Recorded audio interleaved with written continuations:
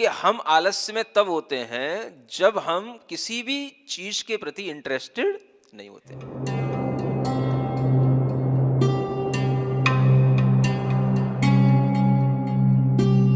अब आप देखो, अब मैं आपसे पूछता हूं आलस्य कब आता है? चलो थोड़ी सी आलस्य की चर्चा करते हैं, है ना। आलस्य कब आता है? भोजन के बाद। और दूसरा? एक एक जोन। जब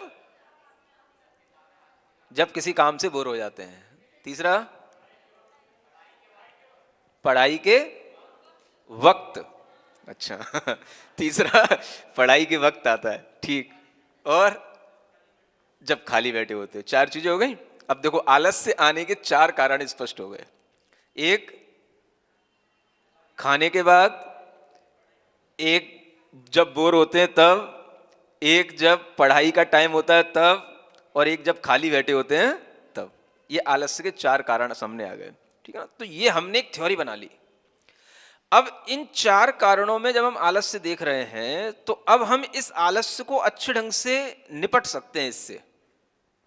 देखो किसी भी चीज से निपटने का तरीका, निपटना जा रहा हूं ना, अब मैं थोड़ी सी आपकी लैंग्वेज में बोल रहा हूं मतलब कि निपटने का मतलब उस पर कंट्रोल हम तब पा सकते हैं जब हम उस चीज की थ्योरी जान लेते हो, उसके हर एक एस्पेक्ट को समझ लेते हो, है ना।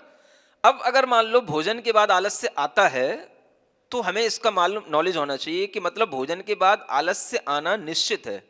तो जब निश्चित है तो अब हमें उससे फाइटिंग करने की जरूरत नहीं है।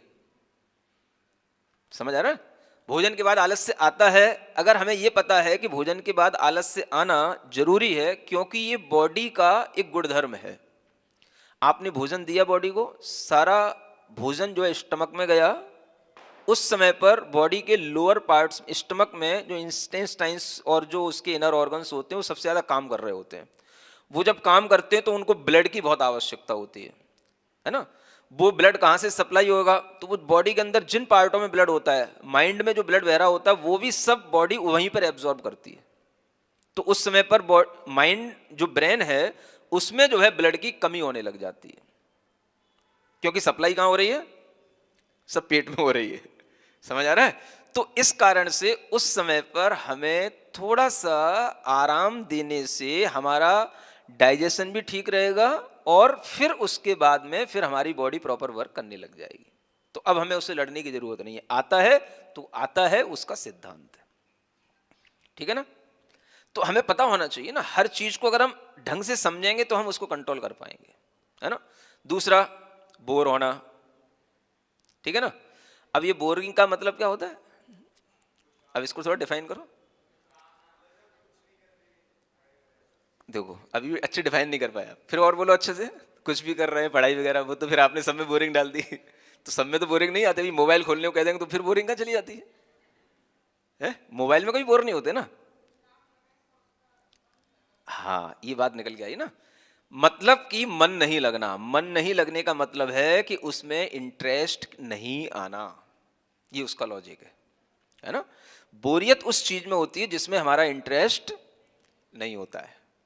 आपसे कहा गया पढ़ना है तो पढ़ना है, पेपर का टाइम आ गया है तो पढ़ना है, एग्जाम का टाइम आ गया तो पढ़ना है, लेकिन अभी भी हम जो है भीतर से इंटरेस्टेड नहीं है।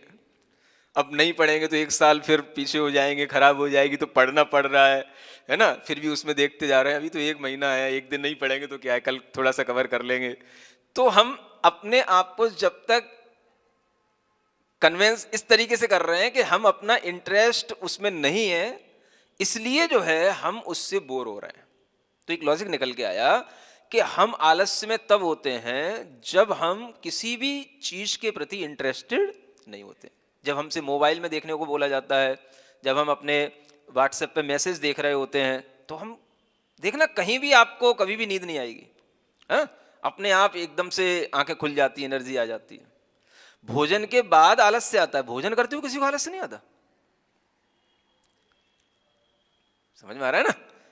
क्योंकि हम उसके प्रति इंटरेस्टेड होते हैं। समझ आ रहा है? तो जिसको हम जरूरत समझते हैं उसके प्रति इंटरेस्टेड होते हैं। तो आलस्य को कंट्रोल करने का अपने आप अपने को लॉजिक मिलता चला जा रहा है। समझ आ रहा है ना? जिस चीज में हमारा इंटरेस्ट नहीं होगा। पढ़ाई के वक्त क्यों आता है? तीसरा कारण भी पढ़ाई के वक्त था, उसका भी कारण यही है ना, लैक ऑफ इंटरेस्ट। समझ आ रहा है? फिर चौथा कारण, जब हम खाली होते हैं, खाली होने का मतलब ये है कि हमारा किसी काम में कोई भी डिवोशन नहीं है, हमारा किसी काम में कोई इंटरेस्ट नहीं है, तो खाली है तो आलस आएगा ही। तो इसका मतलब है कि हमें अपने आप को बिजी रखना चाहिए अगर हम आलस्य से बचना चाहते हैं। बिजी उसी काम में रखना चाहिए जिसमें हमारा इंटरेस्ट हो। समझ आ रहा है? अब जिसमें इंटरेस्ट नहीं हो उससे भी अगर हमें कभी फायदे दिख रहे हैं तो अब हमें अनेकांत के थ्रू उसमें भी बिजी रखने की कोशिश करनी पड़ेगी, क्योंकि अगर हम उसी में इंटरेस्ट रखते रहेंगे उसी में बिजी रहेंगे जिसमें हम इंटरेस्ट रखते हैं, तब तो फिर हमारा नुकसान भी हो सकता है। अब आपको मान लो केवल म्यूजिक सुनने में ही, गाने सुनने में इंटरेस्ट आ रहा हो, आप वही सुनते रहोगे या फिल्में ही देखते रहोगे। समझ आ रहा है? या बिल्कुल फैशन ही करते रहोगे या बिल्कुल हेयर स्टाइल ही बदलते रहोगे, तो फिर आप अपना इंटरेस्ट इसी में लगाते रहोगे, इसी में बिजी रहोगे, तो फिर आप अपने जीवन में जो कुछ और करना है वो कब करोगे?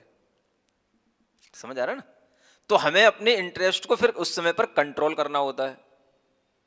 तो यही हमारा हो गया एक डिफरेंट एटीट्यूड से डिफरेंट चीजों को अचीव करना। समझ आ रहा है ना?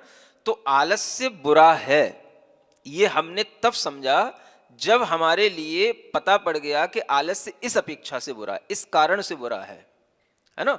अब उस कारण को जब हमने देख लिया तो अब हम उस आलस्य को भी पकड़ सकते हैं। तो ये उस आलस्य को पकड़ने का एक जो तरीका हमारे अंदर आ गया, ये हमारे लिए उसके लिए एक अच्छाई क्यों हो गई? क्योंकि उसकी नॉलेज से ही हम उसको पकड़ पाए।